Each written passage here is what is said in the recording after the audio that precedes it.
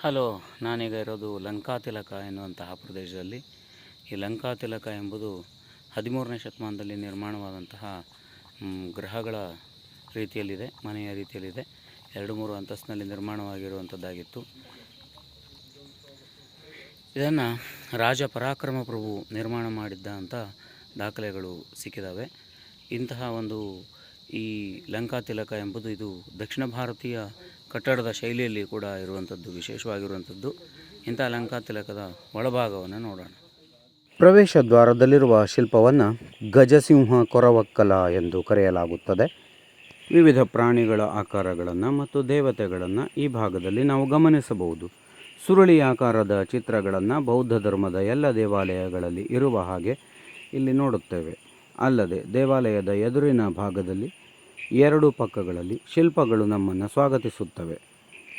ಶ್ರೀಲಂಕಾದ ಕ್ಯಾಂಡಿಯ ಬಳಿ ಇರುವ ಬೌದ್ಧ ದೇವಾಲಯ ಈ ಒಂದು ಲಂಕಾತಿಲಕ ವಿಹಾರ 1341ರಿಂದ 1351ರವರೆಗೆ ಆಳಿದ ರಾಜ 4ನೇ ಭುವನಕ ಬಾಹುವಿನ ಅವಧಿಯಲ್ಲಿ ಇದನ್ನು ನಿರ್ಮಿಸಲಾಯಿತು.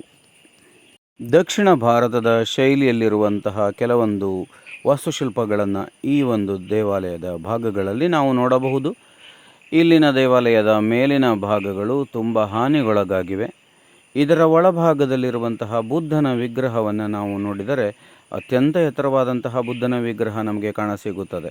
ದೂರದಿಂದ ಗಮನಿಸಿದಾಗ ಈ ಲಂಕಾತಿಲಕ ಬೌದ್ಧ ವಿಹಾರದ ಮೇಲ್ಭಾಗ ಸಂಪೂರ್ಣವಾಗಿ ಶಿಥಿಲವಾಗಿರುವಂಥದ್ದು ನಮಗೆ ಕಂಡುಬರುತ್ತದೆ.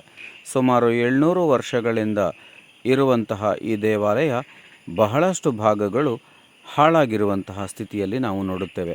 ನೋಡೋಣ ಬನ್ನಿ. ಒಳಗಿನ ಭಾಗವನ್ನು ನಾವು ಪ್ರವೇಶ ಮಾಡುತ್ತಿರುವ ಹಾಗೆ ತಲೆ ಇಲ್ಲದಿರುವಂತಹ ನಿಂತಿರುವಂತಹ ಬುದ್ಧನ ವಿಗ್ರಹವನ್ನು ನಾವು ಕಾಣುತ್ತೇವೆ.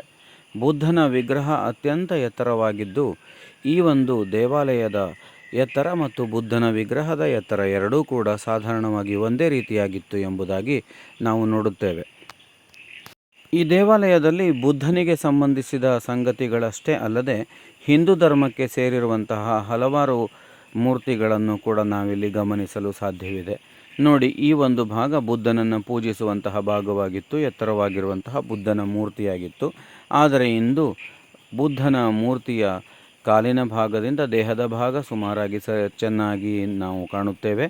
ಅಲ್ಲದೆ ಕೈಗಳ ಭಾಗ ಮುರಿದಿರೋದನ್ನು ಕಾಣ್ತೇವೆ. ಹೊರಗಿನ ಭಾಗದಿಂದ ನಾವು ಗಮನಿಸಿದರೆ ಕೂಡ ಈ ಭಾಗದಲ್ಲಿ ಸುಂದರವಾದಂತಹ ಪೇಂಟಿಂಗ್ಗಳನ್ನು ನಾವು ಗಮನಿಸ್ಬೋದು. ಅಂದರೆ ವರ್ಣಚಿತ್ರಗಳು ಕೂಡ ಅವತ್ತು ಸಾಕಷ್ಟಿದ್ವು. ಹೊರಗಿನ ಭಾಗದ ಗೋಡೆಗಳ ಮೇಲೆಲ್ಲ ವರ್ಣಚಿತ್ರಗಳಿವೆ. ಇದರ ಎದುರಿನ ಭಾಗದಲ್ಲಿ ಕೂಡ ಒಂದು ಮಂಟಪವನ್ನು, ಲತಾ ಮಂಟಪದ ಶೈಲಿಯಲ್ಲಿರುವ ಮಂಟಪವನ್ನು ನಾವು ನೋಡಬಹುದಾಗಿದೆ. ಧನ್ಯವಾದಗಳು.